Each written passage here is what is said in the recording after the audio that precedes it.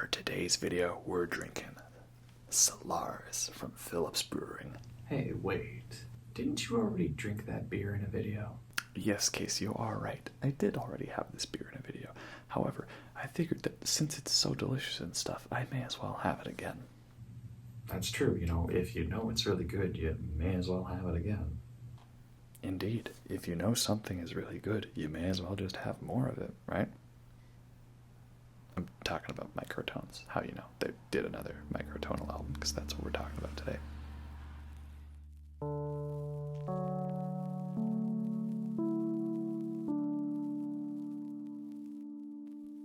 Hello everyone, and welcome to the ASMR review show. For this video, we are continuing our vinyl album series through the discography of the lovely Australian psychedelic prog metal house trap disco band that is King Gizzard and the Lizard Wizard. For this video, we are talking about their second foray, their exploration into microtones, which is simply titled KG. And for this video, I was really looking for a honey flavored beer, you taste like honey. And there's this one that I've had before that was really good, like one of my favorites. It was by How Sound Brewing, and it was like a honey mellow mead or something like that. It had a big bumblebee on the cover of it, or the artwork, and it was delicious. And it was like a mead essentially, because it was like a honey beer or something like that. Oh, it was so good. I think that was a thing in like 2019, I believe. I have to remember exactly, but 2018 to 2019, I remember that's like when I saw it around and I had it. But unfortunately, I don't know if that exists anymore. And House Sound Brewery, they used to do like 1 liter bombers, like real hardcore stuff, and I don't see those around anymore. I only see like the stuff in like regular size cans or like tall cans. This is a shame. A lot of breweries are doing like cans instead of bottles, and like single serve small cans, not single serve tall bottles. And like I want like a nice big tall bottle of beer, it's just satisfying. So my next thought when trying to find a beer for this was, well, people complained that this was more microtonal albums, just doing the same thing, repeating what they already did. So I thought, well, what if I had a beer that I already had before? Solaris Peach Ale from Phillips, but it is slightly different. I had this one, and I think, was it the video where I talked about pop music and ABBA and how much I love ABBA and U2 and David Bowie? Yeah, probably. But it has new artwork now. Kind of this like graphic design feature to it, which I still think is pretty cool. It's like a minimalist version of the art. But I do miss that classic sort of pyramid peach shape. This is inspired by, I don't know why they changed it. Oh well, but yeah, it's summer, and at least when I'm filming this it is. And it's a classic, so that's what we're doing. But of course, we're here to talk about albums. Today's album is KG, the second microtonal album. So, this here is the flightless version, straight from Australia. Paid extra shipping and an extra long wait for it, but oh boy was it worth it. So, this is a thing that they did with this album, and I think they might be doing this with all future albums, at least the way they've advertised it. But it's like a 100% recycled cardboard sleeve. Normally the records, you have those plastic sleeves. And I guess the idea was, if we're trying to use less plastic, I because it's wasteful, you know, fuck all that plastic in the ocean. Then, hey, what if we make a new kind of style of a sleeve for an album, and it's a cardboard one, right? With like nice design and art to it. That's pretty cool. Kind of keeps the artwork a mystery. So I like that. And here we have it. This is KG with this nice embossed balloons. I can't words. Nice shiny cover, right? And it's got this little sleeve bit on the side with the track listing and the title and everything, because then on the back it's just like a reverse of that. So you can slide these bits off so you can see the full artwork. Like that. There you go, KG. And right there, volume 2. So yeah, real exciting stuff. So this album was a bit delayed, I think, due to the whole coronavirus sort of thing. Because I think they were originally trying to have it come out earlier in the year, because they had this tour planned for April 2020, which obviously didn't happen. And so this finally came out in like November 2020, and they released actually a lot of songs leading up to it, sort of to get you hyped. They had Honey, Some of Us, Straws in the Wind, Automation, and Intrasport.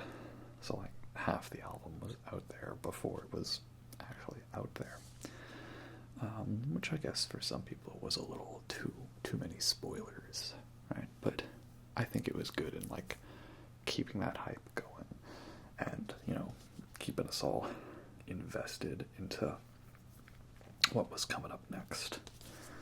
So one thing I like is I feel like, I don't know if it's exact the same, but like style, the way the lyrics are written very much reminds me of the liner notes for Flying Microtonal Banana. And if you didn't watch my Flying Microtonal Banana video, I gave kind of an overview of like what microtonal music is, what it's like, and how to describe it. So I'm not gonna go into those details again. So if you don't understand the microtonal concept, you could either look it up or go watch my other video where I do talk about it, so I don't have to waste your time more with it this time. Basically, it's some weird stuff. Some Eastern Turkish stuff, right? So, album starts off with this little KGLW intro, and that starts to get you going.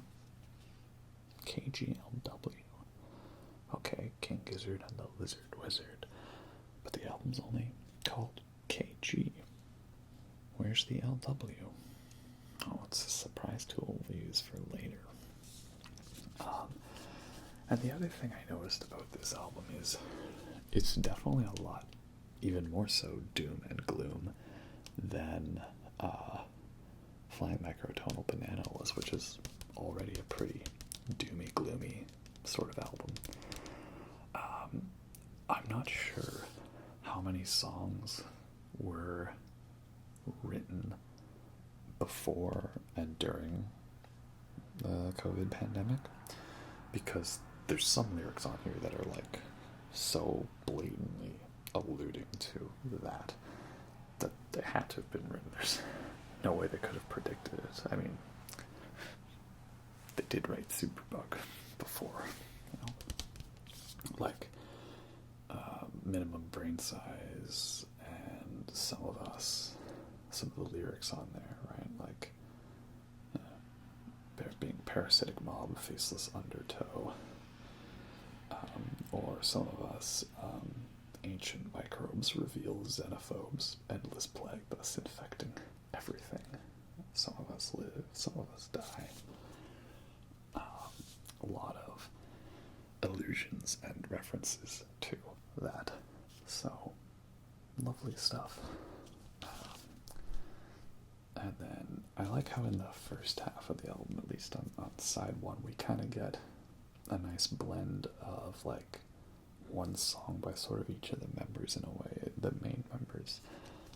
Because you got Automation, which is a Stu McKenzie song. You got Minimum Brain Size, which is a Walkie Jake song.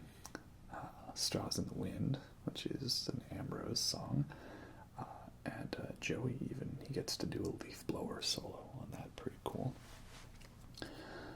And then Some of Us is a Cookie Dog 69 song, where he does a lot of the instruments on it. So that's pretty cool. I think it's interesting that I noticed that they referred to the guitars as microtonal guitars, like who plays what on FMB, but not on here, it's just guitar. And then on side two, we've got kind of this trilogy, again, where we got Ontology, Intrasport, and Odd Life. And Ontology is by Stu, Intrasport by Walkie Jake, and Odd Life by Kenny. So again, a nice trilogy blend.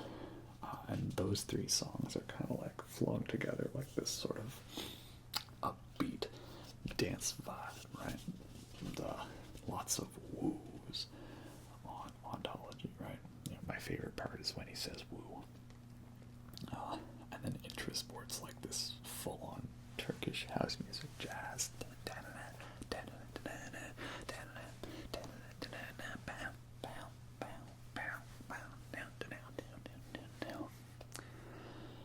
If I dance to a song for like 5 seconds, can I get my own hashtag release the Zemo cut?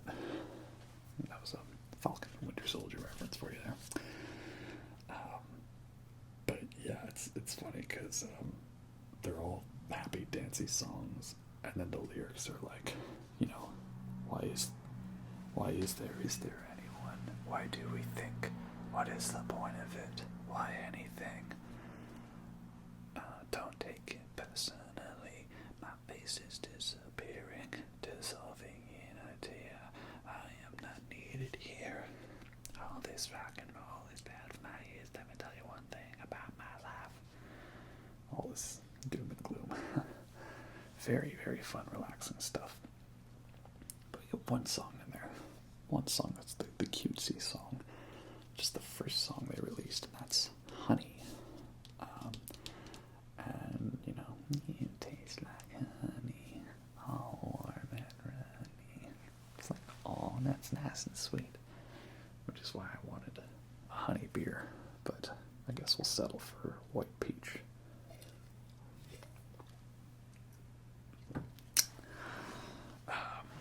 So a great song, and it's funny because this was the first song they released of it, and it ends with a count-in for the next song.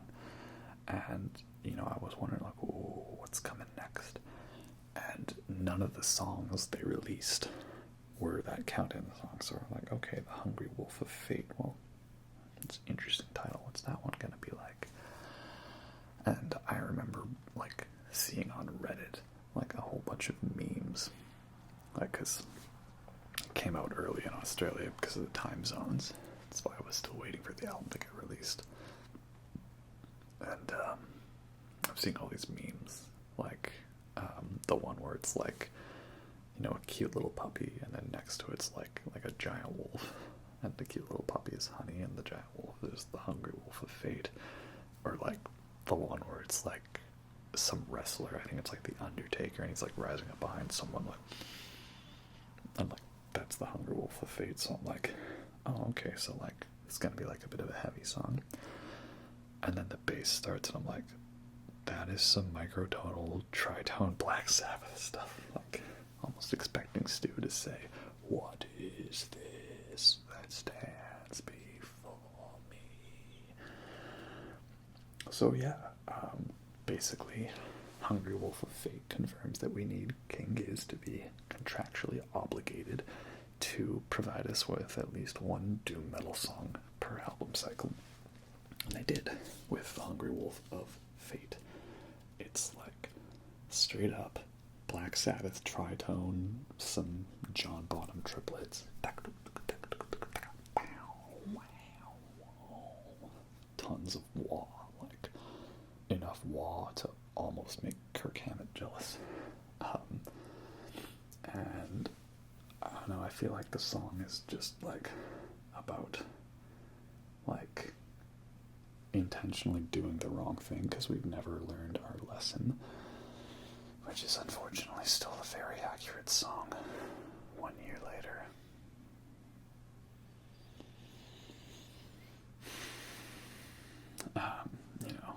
Would you throw your dedication to the Hungry Wolf of Fate? Fill his plate with your namesake, fatten it with your ego. Just like, tempting fate by doing the wrong thing, the dangerous thing, the nonsensical thing, the illogical thing. Do you remember way, way back in the distant time of March 2020 when the dumbest thing people did during a pandemic was hoard toilet paper? And compare that to all the dumb stuff that's happened since then. Wow. It all seems so quaint, doesn't it? Right?